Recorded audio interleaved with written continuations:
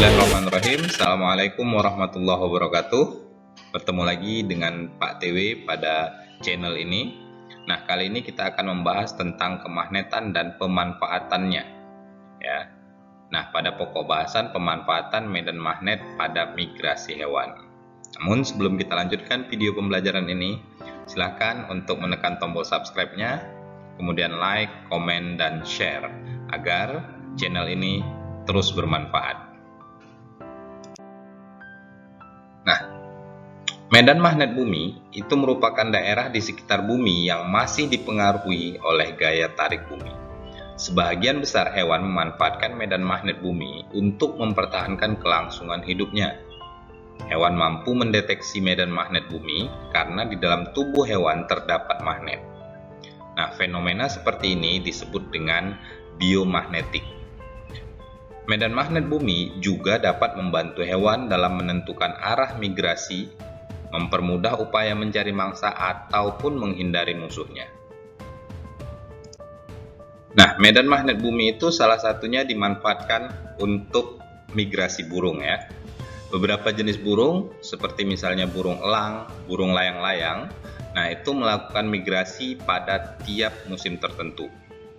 Burung tersebut menggunakan partikel magnetik yang ada pada tubuhnya untuk menciptakan semacam peta navigasi dengan memanfaatkan medan magnet bumi. Nah, kemudian medan magnet bumi ini juga sering dipakai zaman dahulu itu untuk merpati, burung merpati yang disebut dengan merpati pos. Ya, karena pada saat itu teknologi belum secanggih sekarang ini, maka merpati dimanfaatkan untuk sebagai kurir surat. Nah, karena merpati memiliki kemampuan untuk mendeteksi medan magnet bumi sehingga bisa menentukan arah. Kemudian ikan salmon ya, salah satunya juga melakukan migrasi. Nah, migrasi yang dilakukan ikan salmon itu adalah untuk berkembang biak. Ya, berkembang biak, dia akan kembali ke tempat di mana dia besar, ya, di mana dia tumbuh dan besar. Jadi dia dari lautan kemudian mengarungi lautan untuk kembali ke daerah asalnya di aliran sungai.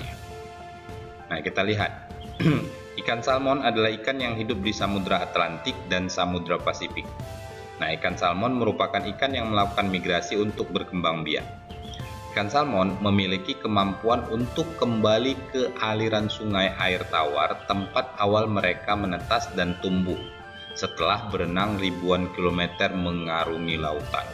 Jadi ikan salmon itu melakukan perpindahan ya dari tempat dia dewasa yaitu di lautan, kemudian mengarungi ribuan kilometer untuk kembali ke tempat asalnya di aliran sungai air tawar untuk kemudian melakukan perkembangbiakan. Nah, selanjutnya ada penyu ya. Penyu juga melakukan migrasi.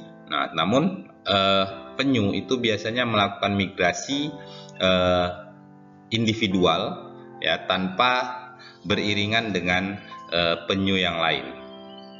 Tidak seperti hewan-hewan yang lain biasanya bermigrasi dalam kelompok dan jumlah yang besar. Nah, setelah dilakukan penelitian terhadap penyu ini, ternyata penyu itu melakukan migrasinya dalam kurun waktu sekitar 5-10 tahun dengan jarak tempuh kira-kira 12.900 km melewati Laut Sargasso ya di wilayah perairan Laut Atlantik Utara. Nah, jadi penyu itu cukup jauh melakukan migrasi ya sepanjang hampir 13.000 km.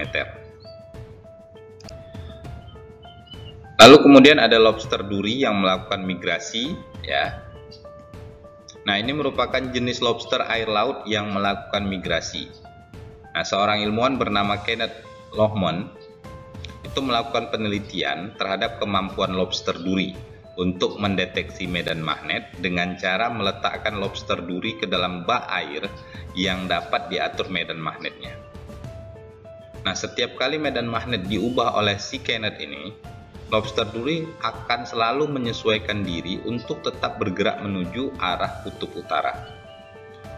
Nah, jadi kesimpulan yang diambil bahwa lobster duri mampu merasakan medan magnet bumi untuk memandu migrasi yang dilakukan dari lepas pantai Florida menuju lautan lepas yang lebih hangat dan tenang di setiap akhir musim gugur. Nah, kemudian bakteri juga memiliki magnet ya di dalam tubuhnya. Salah satunya adalah magnetotaktik bakteria atau MTB ya. Nah, terdapat organel atau komponen khusus yang disebut dengan magnetosom. Magnetosom ini ya seperti ini dia, molekul atau organel yang terdapat di dalam tubuh bakteri ini. Nah,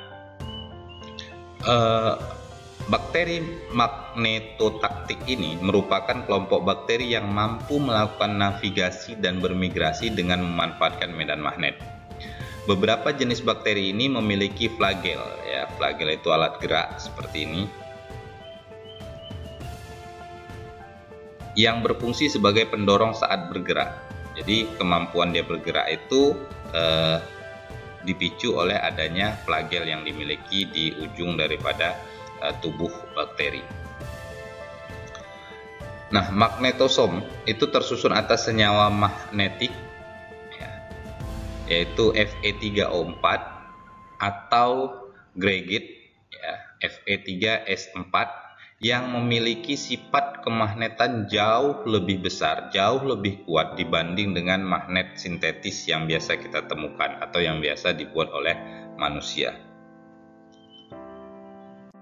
Nah, demikian mungkin pembahasan pada video kali ini. Kita bertemu di pembahasan berikutnya. Semoga video kali ini ada manfaatnya. Terima kasih. Billahi taufik wal hidayah. Assalamualaikum warahmatullahi wabarakatuh.